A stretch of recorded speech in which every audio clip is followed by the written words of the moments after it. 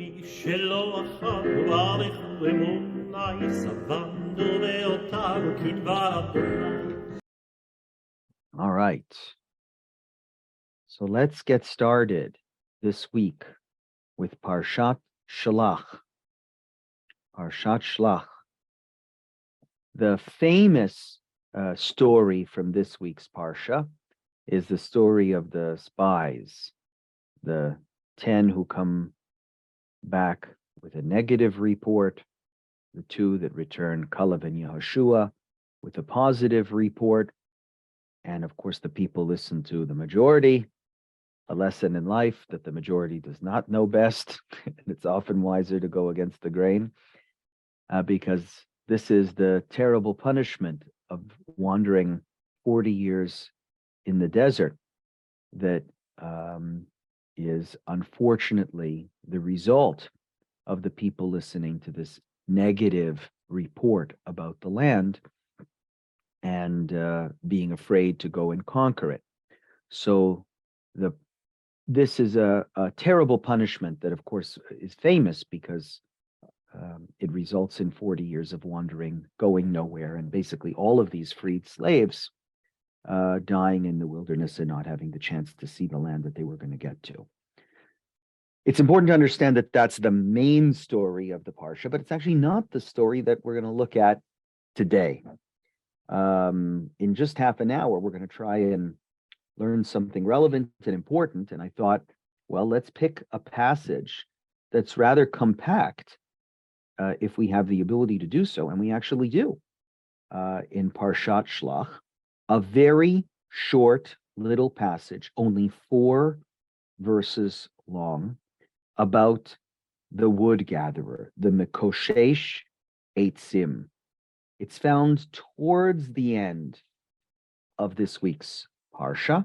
Let's take a look at the story of the Mekoshesh Eitzim, the wood gatherer who goes out to gather his wood on the Sabbath, which we shouldn't do. Okay, I'm going to share my screen. Got it. Can you give me a thumbs up if you can see the screen? Great. So I'm reading Numbers verse 32. It's interesting, by the way. It's a reminder. So why does the story start in the middle of a chapter, towards the end of a chapter, right? Numbers 13, verse 32. It's because all of these verse numbers and chapter numbers are creations of the church. I don't know if you knew that. They're not Jewish creations. We have assignments given to the 54 parshas of the Torah, but we don't have verses and a verse and chapter numbering system of our own. So we use the Christian numbering system, and sometimes their verse countings are a little strange. This is one verse and chapter counting that is a bit strange because it starts in the middle of a chapter. Once when the Israelites were in the wilderness, they came upon a man gathering wood on the Sabbath day. So right away you can see that it's an odd way of beginning the story, right? The whole book is called in Hebrew Bamidbar, in the wilderness. And yet, we're being reminded again, hey, don't forget, they're still in the wilderness. Vayu b'nei Yisrael Bamidbar. They were in the wilderness. They came upon a man. Now, that's a weird translation of the Hebrew. The Hebrew is vayim tsu'u. What does limtso mean in Hebrew? It's not they came upon a man, but they found a man. It almost makes it appear that they were out looking for somebody who was gathering wood on the Sabbath day. Those who found him as he was gathering the wood brought him before Moses, Aaron, and the whole community. He was placed in custody, for it had not been specified what should be done to him. Then God said to Moses, "The man shall be put to death.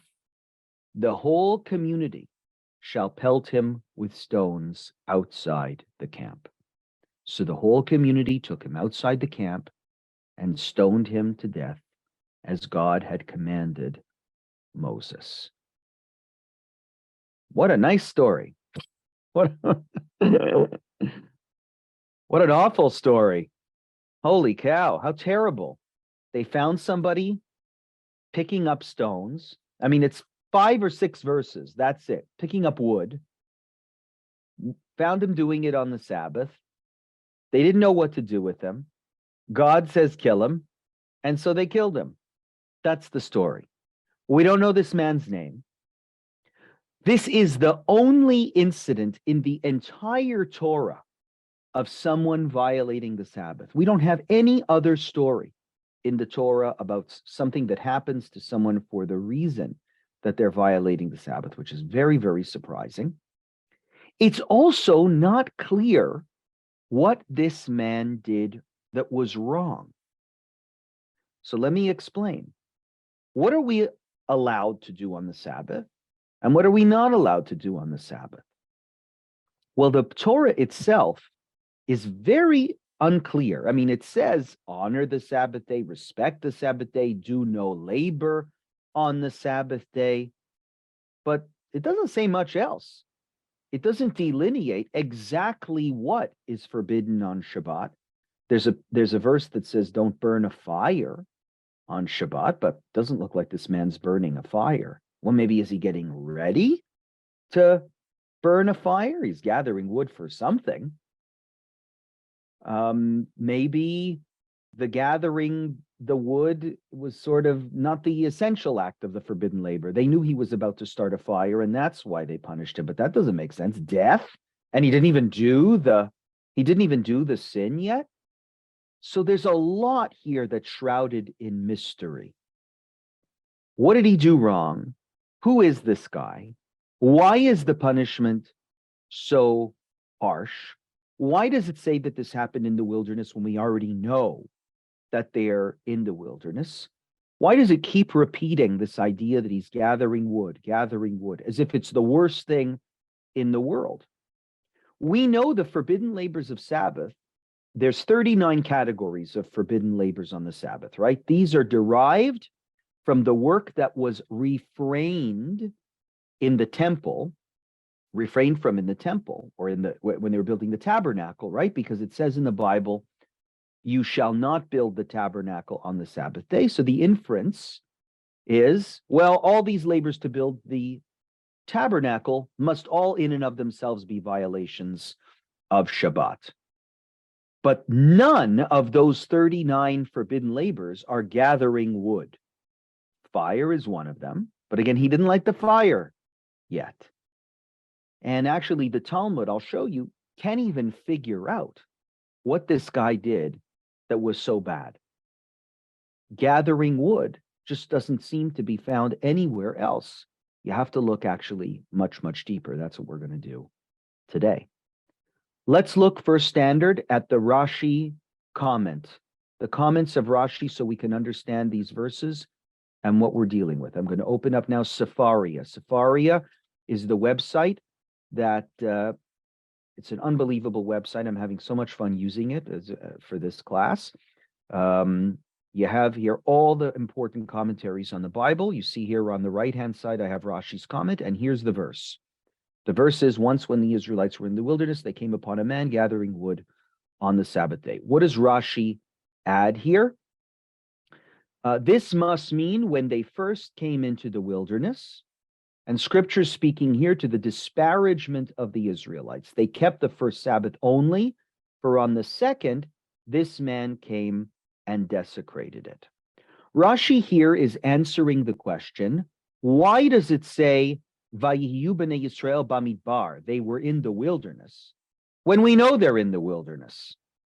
So Rashi is using that word, the Torah is using that word, according to Rashi, to disparage the Jews, to say, look how lousy these people were, that on the second Shabbat, right after the Torah was given, and they saw the great, theophany in the wilderness, as soon as they were wandering, set forth from that place, from Sinai, the second Sabbath in, they're already messing it up. They already don't know what to do. So the lesson that Rashi is teaching is from the start, Shabbat was an issue. And it was important. Maybe Rashi's explanation is, look, it was important right at the beginning to use this man as an example, right? Maybe that's why his punishment was so strict. I can't tell you how many times they kicked me out of class in school when I was in high school, and I said, well, it's not fair. You didn't do it to the other people. And they would say, well, we want you to be the example. Okay, higher expectations for students, for certain students in the classroom means a higher punishment. And so this is early on in the experience of the Exodus from Egypt. And because it was early on, we had to be really strict. After some time passes, we can be a bit looser, but some message had to be given right from the beginning so that this man could be made an example of. And unfortunately, that means he had to pay that example with his life. I don't know if you like that explanation. I'm not a big fan, but that's what Rashi is teaching us. Now let's go back to Sefaria to see that Ramban, another medieval commentary on the Torah, actually has a very different take. Ramban says he placed next to this section the subject of the man who gathered sticks on the Sabbath day, because it happened at this time after the incident of the spies. This is in accordance with the plain meaning of Scripture. Ramban has a different opinion about when this story occurred. Let me help you understand. Rashi says this happened as soon as they set off from Sinai. The second Shabbat in, they messed it up. This guy had to pay a price. Ramban has a different read of the story, very sensitive reading. He says, no, it didn't happen then. It happened right after the story that was right before it. And what story was in the Torah right before this? The sin of the spies. So Ramban imagines that the verdict of 40 years in the wilderness had just been given to the people. You're going to spend the rest of your lives wandering in the desert. How do you think the people felt when they heard that that was the terrible punishment that they were receiving? Ramban is saying they probably felt awful. And keeping Shabbos wasn't something they felt like doing.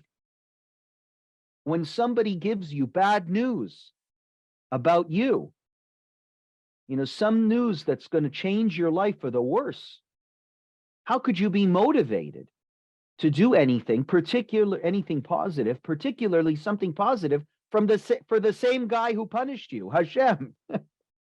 Hashem punishes you with this terrible crime, and you say, I ain't going to keep Shabbos. So that maybe explains the harshness of the punishment. I don't know what you think of that explanation.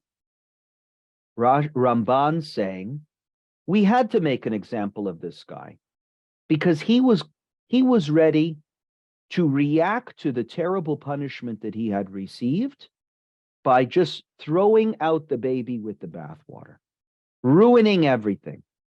He was telling everybody it wasn't just about gathering sticks on the Sabbath. He was saying, I don't care about the Sabbath. The Sabbath is meaningless to me. Everything is meaningless to me. I'm going to die in the desert, right? I'm going to die in the wilderness. I've just been told that I've made a big mistake and that there's no hope for me and that I have an irreversible punishment. Nothing matters. And that's a really interesting and sensitive read of the story that Ramban provides, and also a very different read, if you notice, than Rashi, right? All based on when the story actually occurs. Just one more little piece from Rashi that I think you may find interesting. Rashi notices that in verse 32 and 33, The man is referred to by the same name. His actual name isn't given, but what does the Torah refer to him as? Ish mekoshesh eitzim. Ish mekoshesh eitzim. The man gathering wood on the Sabbath day. They found him gathering wood. He's the man. We get the point. Twice it says he's the wood gatherer. So look what Rashi says. The redundancy of the phrase, hamotzimoto mikoshesh eitzim, the one who was gathering wood, means that they warned him not to do this, and he did not refrain from picking them up, even after they had found him and warned him. Rashi says, why does it say Ish Mikoshesh Eitzim twice, the wood gatherer? To tell us that they warned him the first time. Hey, buddy, you can't do that on the Sabbath. And he did it again. He didn't listen. So what happens when you don't listen? When people give you a fair warning, at first they tried to be nice. Well, then the issue doesn't become respect for the Sabbath. It becomes respect for authority, respect for the structure, respect for the system. Maybe that's why he was punished with death, because this was somebody who was rejecting the whole authority of any rules or any laws. They gave him a chance. People make mistakes. Okay, listen, buddy, you forgot it was Shabbos. You didn't know you can't gather wood on the Sabbath. We'll give you a chance. Just stop. But next verse, Matsuoto mikoshesh eitzim. He's still gathering wood. Okay?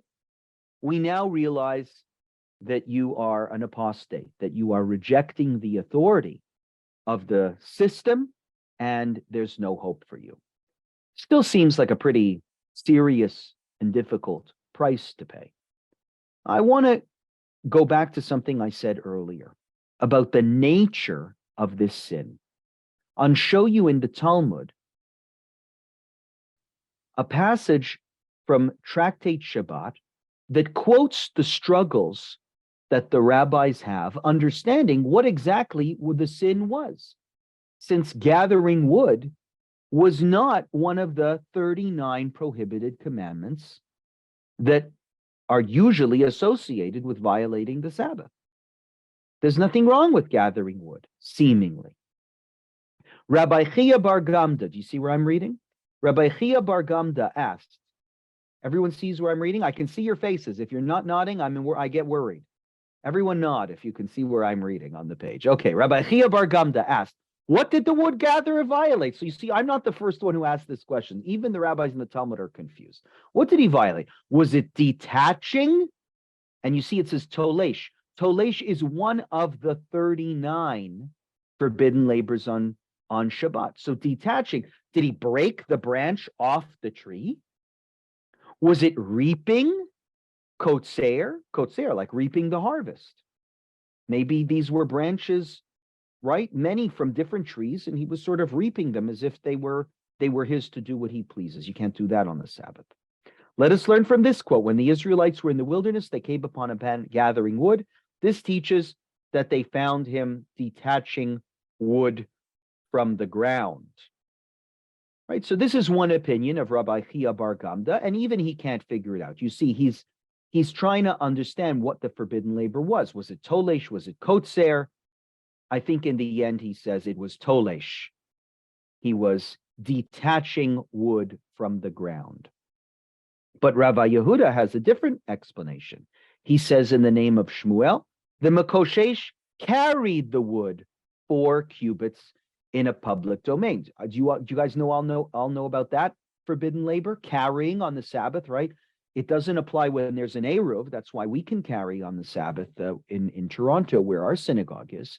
But if you're in a community when there's no Eruv, there are all sorts of rules about carrying things on the Sabbath. So he was carrying the wood in a public domain, according to Rav Yehuda. Okay. A Tannaitic source taught he chopped the wood off the tree. That was the problem. Rav Achar, son of Rabbi Jacob, said he bound them together. Ma'amer, or mo'amer. I don't know how to read that properly. But binding them together, right, with a tie, that's what he did wrong. You can see that the sages of the Talmud are grasping at straws. Which prohibition was violated here? What did he do that was so bad?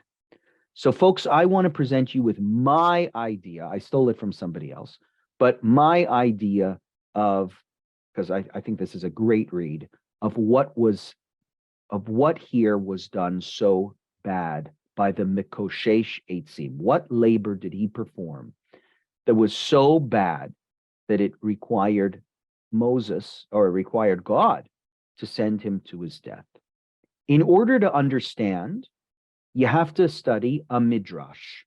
Everyone knows what a midrash is. A midrash is a rabbinic story, tale, legend, which is based on the text of the Torah, and usually some questions, some empty spaces in the Torah where we feel we have to fill in the blank. So here, we're going to read a midrash on Moses's, on this verse, which says, Moses vayar besivlotam. Moses saw the suffering of his people.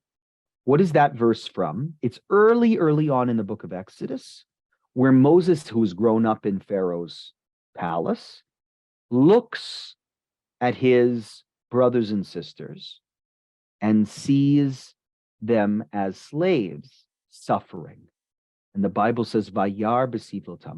Moses notices the people's suffering.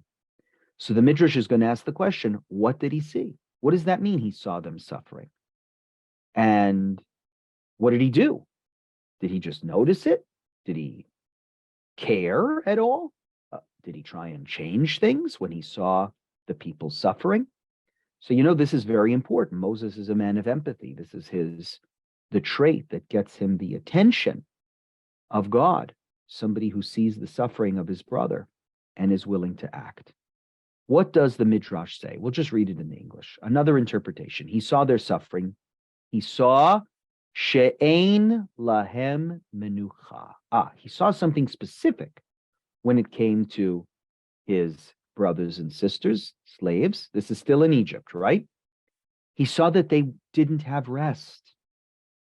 He went and said to Pharaoh, one who has a slave, if he doesn't rest one day a week, he will die. He says to Pharaoh, Pharaoh, give these guys a break. Give them some rest. Anybody who has a slave knows that if you overwork them, they'll be no good. While your slaves, if you don't allow them to rest one day a week, they will die. He said to them, Pharaoh says now to Moses, go and do for them as you are saying. Moses went and established the Sabbath day for them to rest. Now, I bet you didn't know that. I thought maybe you guys think the Sabbath day came from God. According to the Midrash, it did not. Isn't this amazing? The Sabbath day, according to the Midrash, comes from Moses. From him seeing the suffering of his people, he institutes the Sabbath. This is amazing. I think it's every time we lift up the cup of wine, we say Kiddush. Why are we sanctifying the Sabbath day? Zecher litziat Mitzrayim, in remembrance of the Exodus from Egypt. Right? The reference may not be to God delivering the people from delivering the people from Egypt. It may be to our experience in Egypt itself, where Moses instituted the Sabbath day as a day of salvation, as a day of rest, to save our lives from endless, back-breaking labor. Moses is the one who instituted the Sabbath, and every time we observe the Sabbath, it's Zecher Litziat Mitzrayim, in remembrance of slavery in Egypt, not the Exodus, but slavery in Egypt, and the special gift that Moses is responsible for bestowing upon the people. So Moses institutes the Sabbath day, everybody gets a break, but then Pharaoh changes his mind. Famously, some of you know this verse, chapter 5, verse 7, towards the bottom of the page. I hope you can see it. Can you see the part I'm highlighting? Can we nod? The part that's highlighted right here? Yes? Mel, I'm looking at you. I see you nodding. Good. You shall no longer provide the people with straw for making bricks as heretofore. Let them go and gather straw for themselves. This is Pharaoh changing his mind. No more day of rest. What happens after Moses goes to Pharaoh and says, let my people go? Pharaoh gets very angry and says, actually, make it worse on these people. There is no more free straw. But look at the Hebrew. Let's look carefully at the Hebrew. How do you say in Hebrew, let them go and gather straw for themselves?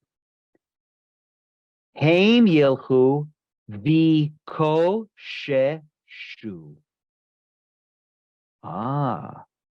Same verb. V'kosheshu lahem teven. You get the straw for yourselves. Always in the Bible, we're looking for words that are parallel and connected to each other.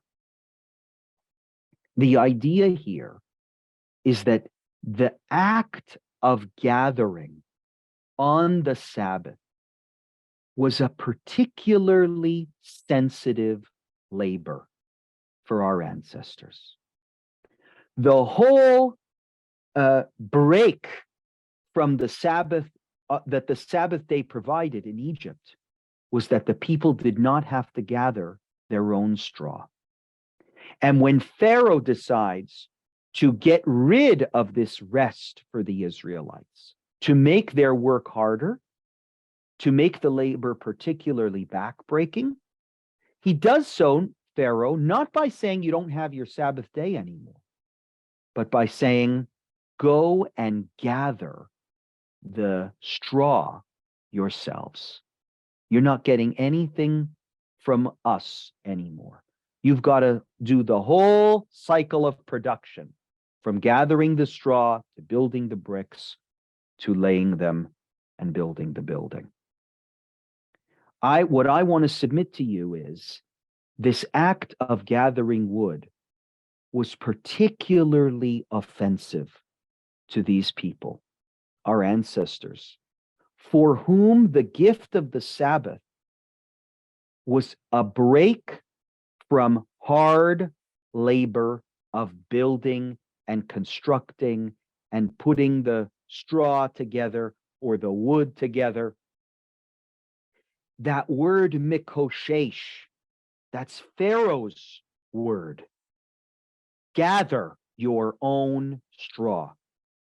And here an Israelite has the audacity to do the very act which Pharaoh used to oppress them, right? In the face of his despondency that he was going to die in the wilderness. I'm going to die in the wilderness, so I'm going to go right back to the way things were in Egypt, gathering whatever I need to gather, going back to a place where the time is not sacred. Time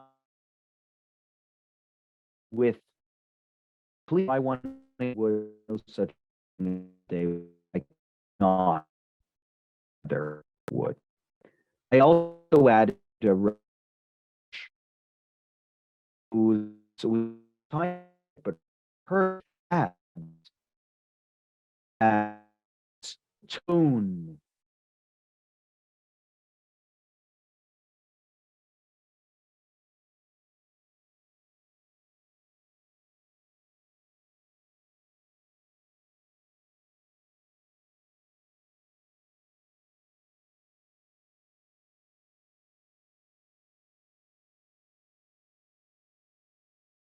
Oh, I don't know what that was. Can everyone hear me? Sorry, it went blank there. Okay, anyway, let me just finish that one thought. Rav Hirsch adds that line, adds a comment that word, the aleph in Tosifun, from the word asefa, assembly. What would the people do in Egypt on that day of rest that they had on the Sabbath day? They would assemble. They get together, which is what we do now on the Sabbath day. It's the day when we go to shul and we see everybody. When Pharaoh took that day away and replaced it with a day of gathering, he was trying to destroy the whole people. No more will it be a day of assembly. It will now be a day where you have to go and gather straw. Pharaoh was trying to destroy the people by keeping them from talking to each other, keeping everybody separate, just working all day long. Maybe this is the real sin of the Mikoshe Sheitzim. It's not that he violated any specific rule. It's worse. He took the very essence, the very spirit of Shabbat. The root of it, the whole reason why Moses gave this day of rest to the people and did what Pharaoh did to it. Turn it instead into, but perform an act which turned the Sabbath day into a day intended to destroy the people's national integrity, not to preserve it. No more assembly. Now everybody just gathers straw. And this yatz is going out and gathering wood. And people say, we found this guy. He's doing something horribly offensive to us. An act which gives us trauma. An act that we used to do, that we used to have to do on the seventh day after Pharaoh instituted backbreaking labor. We can't live with this guy. He's bringing back nightmares. So look, you might be saying Rabbi Grover's trying too hard to redeem this man from the terrible punishment. I accept your criticism. It is a difficult story nonetheless, but I think we've revealed some layers of meaning behind the story with that word mikoshesh, a very powerful word in the Bible that might give us some hint as to why he was punished so severely. Thank you, everyone. Wonderful studying with you. Wish you all a great day. See you next week.